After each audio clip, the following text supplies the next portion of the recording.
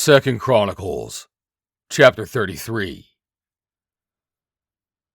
Manasseh was 12 years old when he began to reign, and he reigned 55 years in Jerusalem, but did that which was evil in the sight of the Lord, like unto the abominations of the heathen, whom the Lord had cast out before the children of Israel. For he built again the high places which Hezekiah his father had broken down, and he reared up altars for Baalim, and made groves, and worshipped all the host of heaven, and served them. Also he built altars in the house of the Lord, whereof the Lord had said, In Jerusalem shall my name be forever. And he built altars for all the hosts of heaven in the two courts of the house of the Lord. And he caused his children to pass through the fire in the valley of the son of Hinnom. Also he observed times, and used enchantments, and used witchcraft, and dealt with a familiar spirit, and with wizards.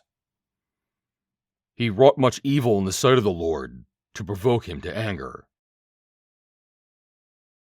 And he set a carved image, the idol which he had made in the house of God, of which God had said to David and to Solomon his son, In this house and in Jerusalem, which I have chosen before all the tribes of Israel, will I put my name forever.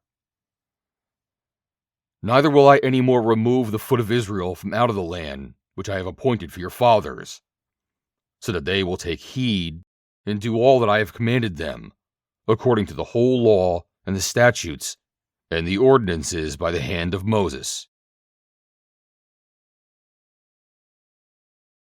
So Manasseh made Judah and the inhabitants of Jerusalem to err, and to do worse than the heathen, whom the Lord had destroyed before the children of Israel. And the Lord spake to Manasseh and to his people, but they would not hearken. Wherefore the Lord brought upon them the captains of the hosts of the king of Assyria, which took Manasseh among the thorns, and bound him with fetters, and carried him to Babylon. And when he was in affliction, he besought the Lord his God, and humbled himself greatly before the God of his fathers, and prayed unto him.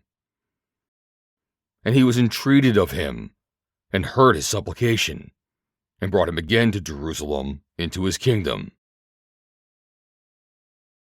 Then Manasseh knew that the Lord, he was God. Now after this he built a wall without the city of David, on the west side of Gihon, in the valley, even to the entering in at the fish gate, encompassed about Ophel, and raised it up a very great height, and put captains of war in all the fenced cities of Judah. And he took away all the strange gods, and the idol out of the house of the Lord, and all the altars that he had built in the mount of the house of the Lord, and in Jerusalem, and cast them out of the city. And he repaired the altar of the Lord, and sacrificed thereon peace offerings and thank offerings, and commanded Judah to serve the Lord God of Israel. Nevertheless, the people did sacrifice still in the high places, yet unto the Lord their God only. Now the rest of the acts of Manasseh, and his prayer unto his God, and the words of the seers that spake to him in the name of the Lord God of Israel, behold, they are written in the book of the kings of Israel. His prayer also, and how God was entreated of him, and all his sins, and his trespass, and the places wherein he built high places, and set up groves and graven images, before he was humbled. Behold, they are written among the sayings of the seers. So Manasseh slept with his fathers, and they buried him in his own house. And Amon his son reigned in his stead. Amon was 22 years old when he began to reign, and reigned 2 years in Jerusalem.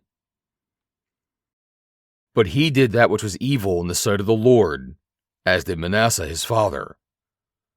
For Amon sacrificed unto all the carved images, which Manasseh his father had made, and served them, and humbled not himself before the Lord, as Manasseh his father had humbled himself. But Amon trespassed more and more, and his servants conspired against him, and slew him in his own house. But the people of the land slew all them that had conspired against King Amon. And the people of the land made Josiah his son king in his stead. End of chapter 33.